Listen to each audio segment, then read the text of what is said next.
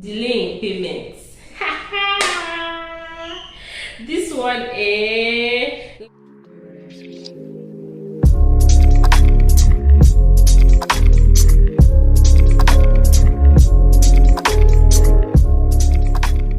guys, welcome back to my channel. If this is your first time here, welcome. My name is Tini George, a YouTuber based in Abuja, Nigeria. Thanks for stopping by, and to my returning subscribers, you guys are the real MVPs.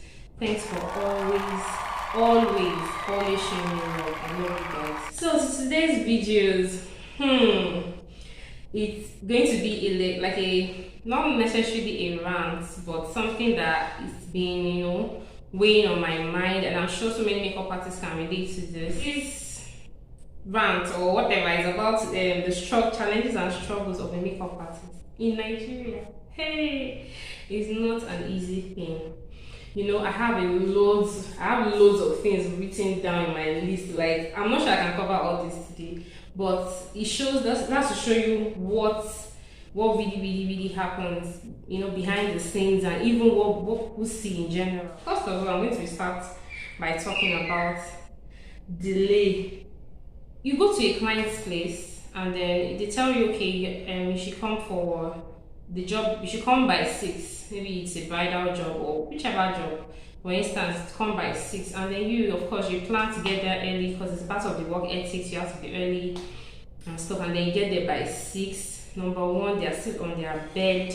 Is that their maid is going up to call them and saying, okay, you're around, and then they keep you waiting for like 2 hours. Like, I'm not even exaggerating. This thing has happened to me several times, not one, not twice. I can't even count. Clients can have a job by 6, and there's another client that you want to fit into 9 o'clock or 10. Just to, of course, if you start your makeup by 6, you should be able to finish by 8 or 8:30. So maybe if, depending on where the location of the other client is, if you already told them that you're going to be there by 9 or 9:30, and you're starting the makeup around 8, tell me how you're supposed to meet up with that client. This thing is really something that is really painful, because they don't see it like they're stopping, like what you're also, they just see it as artists, you're here, just do the thing. It's really something that gets to me. So that's the delay from the client's end. I try as much as possible to be early. Like, I'm always on time. Try to be on time. So I wish every client can actually keep up to the time, especially when it has to do with me coming to your place. Even if you're coming to my studio, same thing applies. The next one is familiarity, or maybe should I call it sense of entitlement. Some clients know you so well that they feel that they are so familiar with you. Maybe you've been doing makeup for them for a very long time. Sure, they are returning clients and all that. Yes, you should have some sense of like, okay, this freedom and all that, but don't be too familiar with me, in the sense that same thing, it's almost about the delay thing. So I'll not get to your house and not tell me, I'm coming, just chill, I'm coming, it's me and you now today. Or like put this sense of entitlement thing. I don't know how to really explain it, but most clients do that a lot. Or they'll tell you, you still want to collect the money you're collecting. We've been together for a long time. Turn it down now. Stuff like that. I feel like if you're being professional, you don't go to the market to tell the market seller that, this tomato, I'm buying it since years ago, please, you have to reduce it from 100 naira to 50 naira for me. That is it. So the same way you can't do that to people. Don't do it to me because I'm creating a service. Yes, that's the issue. Because it's a service, I feel like you should be able to bring it down. But these things they are costly. If you also buy things that are expensive, we buy makeup products, we transport ourselves to you, we try to upgrade our skills. We go for upgrade classes. For real, we pay for upgrade classes just to make sure that we keep up and do good jobs. So you should not come with that. If you really love me, if you're my best friend, you're my family, you have to pay for my services. It shows that you really love me and want me to grow. Comparison. Hey, this one, a client will tell you, try to see the way so person does her makeup. Please, I want that makeup. Or they'll bring you an edited work from Instagram where they know if you see the before of the makeup and the edited work, you know how much work they've done. That's not even what I'm into right now. But what I'm trying to say is, you don't bring those work for me and tell me to do that. So makeup did this. This is what she did. This is the kind of girl this person tied. For crying out loud, you saw that makeup artist too before you came to me. I'm not trying to sound rude or anything, but for real, these things, this comparison thing is becoming like it's too much. Because I don't think you would want to be compared with somebody else. I'm a unique entity. I do my things in a unique way. If you go to my page, my makeup kind of look alike because I have my own signature. So you comparing me with another makeup artist, it's just off it. I might not be able to do the winged liner that, let me just call the name, Beyonce does. I might be able to do those kind of wings, but that is our signature. I know her for that. So why would you come to me and tell me to do that and I tell you I can't do it and you're telling me, really? Everybody has their signature. I didn't train from BBN, so you don't expect me to have a kind of signature. I don't know if that makes sense. So that comparison thing, it's really, really serious. Next, delay in payments. This one, I'm laughing because this is like, this thing still happened to me this year. Sometimes, like about twice this year. It happened to me twice or 3 times this year. I'll make up for clients and they'll tell me I'll transfer it to you, you know. I said, okay, I get them, I've not seen it, day 1. Or day 2, I've not seen it. At night, I've not seen it, you know. And they make you start to look like you're begging for the services you've offered. It's really crazy. I don't want to, people that know me know that I'm not aggressive. I'm not an aggressive person. I kind of, you know, I'm very, chilled. I don't give you stress. If you say, okay, it's fine. I don't like to, I just like to please people in general. But when you do this to me and I'm like, why? So you don't know if at that point the transport I came with was borrowed. You don't think that way because number one, this is how we survive. So forget the fact that, okay, we have, like for instance, my husband provides and all that, but please, this is also a way that I also have to be relevant and also make provisions too and take care of whatever needs I need. So you saying that you transfer it and you don't get to transfer it, it's not nice. So most people do this delay. I even had an instance. This one happened when I was in Lagos, when I had my studio in Lagos.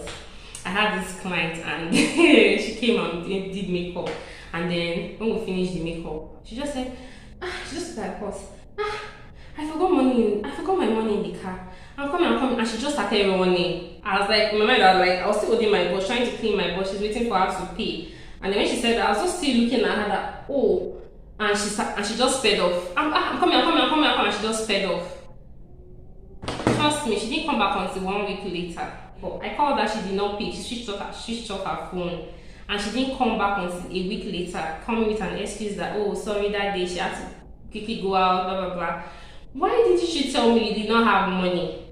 You came, I finished the makeup. You said you loved it. I took you pictures and then you ran away. It's really, really painful. I feel like this thing happens all the time. And I know makeup artists to have so many experiences. Let's talk about underpayments. This thing happens a lot, especially when you're an upcoming makeup artist, when you're not blown. That word, let me use that word, blown. And it's crazy because if the upcoming makeup artist is actually doing what you like, why don't you pay her for that services? If you don't pay her well, how will she blow? Those people that blew today, these people that are blown rather than not speaking. Aside from being appreciated, paid properly, you cannot pay me peanuts and expect me to blow because number one, I have to upgrade, I have to buy gadgets, I have to buy products, I have to actually set up a studio. So where do you expect me to get money for that? You know, that underpayment is really serious. People, if you tell them how much is your makeup and say it's 15,000, return can't I pay you 10,000? Okay, the social person is collecting 7,000. Oh, please can you do 5,000? Somebody actually asked me to collect 3,000 naira one day, and I was like, what? The product I use is not. I just told that politely that I'm sorry, I can't do it because sometimes it feels like an insult, but it's because of what it is. You know, people just feel like you're doing a favor because you're not coming makeup artist, so they just feel like you should take peanuts. But it's not done that way. If I feel like you should pay for the value you get. if I cannot value my makeup, let me not lie, I cannot value my makeup at 30,000 naira for just working client. I cannot do that because I know where I am right now. So and I'm also very affordable. So why do you come and then I'm giving you a reasonable rate and you're still, you know, slashing it down? Please. So the next one is pleasing clients. For instance, I had a client, and I really need to say this here because it was really painful. I left home very early. Thank God my husband was at home that day. I could leave my son with him. I left home I think around 10. She asked me to come 10 or so, 11. So I left home 10. I got to her place. We got there, we started the makeup. As we were doing the makeup, our baby was this, okay, we understand that when we finished. She didn't tell me this from my household. She not told me that I should not be angry, that she's going to change 5 times. That day, I bent down, stood that day, and funny, my sister now followed me because she just felt like let her go with me. We were now doing like slaves. She would say, auntie, come to my bedroom. I went to her bedroom. Oh, what do you think? What can I pair with this that'll go with this? That's how we did that. We left the place around 4. I think 4 years. And then, yeah, 4-ish, yes. In the evening, we should have left in the evening. And then I asked her, she asked me how much. I told her the price. She was like, she wanted me to collect the amount I collect from her before, just for coming to pick up and leaving. And I did all that. After the pictures I took, I did photo shoots. I did not know that it was for her birthday. On her birthday, and now so she started posting those pictures. She lied to me that whenever I do, she doesn't do makeup all the time. So whenever she does it, she wants to, you know, just have lots of pictures. People are always asking for pictures. Imagine that lie she had to tell. And this woman is actually somebody that could afford to pay me any amount I asked. You know, so it's just crazy. You know, you are a photographer. You are the one wearing shoe. You are the one. It's not like. It shouldn't be. I could actually say I would do it, but don't. I don't come there for that purpose. That's not why I came. I came to do your makeup and I'm leaving. So really, that's really not nice. So there's another one. That one is over-savvy clients. They will tell you, are you sure it's gonna work? Oh, what pencil are you using? Can I see it?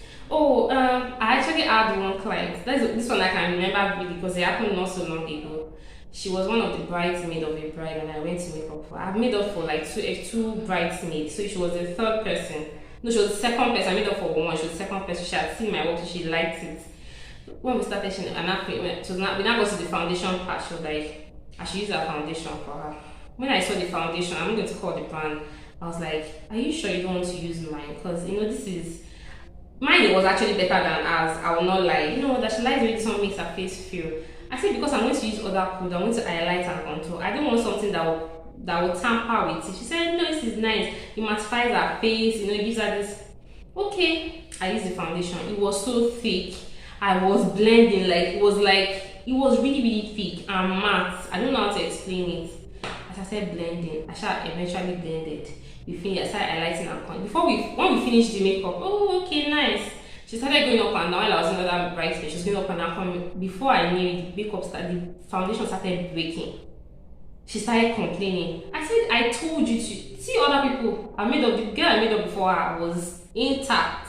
I said, did you see that theirs break? She said, but the foundation that she has been using.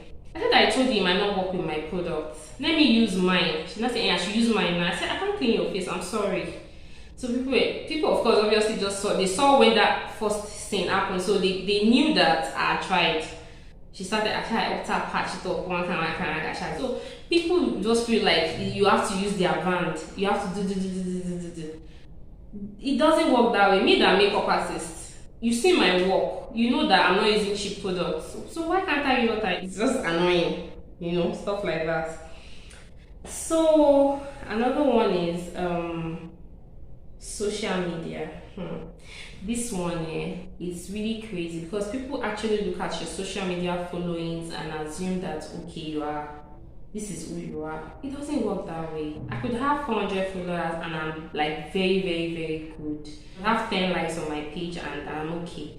You know, before I used to feel pressured by this. I started doing one thing they call podding. I don't know how to explain it, but you get likes for likes and stuff like that, and I started getting 400 likes, 500 likes, And at the end of the day, I noticed that my page was hiding for people that really wanted to see, because the people that are seeing my page are people that are liking it, and these people are just doing it for the fun of it, not because they wanted to patronize me. So I now looked at myself and I'm like, okay, what am I even doing? What is this thing? Am I not here for just to show my work? Why am I under pressure? I just stopped that, and since then I started growing my page gradually from 5 likes, 10 likes, just people like your work. You should like your work for what it really is. They should comment on what they really see. You shouldn't force it. So when people see that this person is actually good, you need to keep growing. Your followers will be growing. Even if it's 1 follower a day, that's fine. Just keep going. And you want to have relevant followers. You don't want to have people that just follow you because you want to have people following because, oh, this person, I think I want to patronize her. The pressure comes from it actually comes from clients too, because when they see your following, they'll be like, oh, she has 1,000 followers.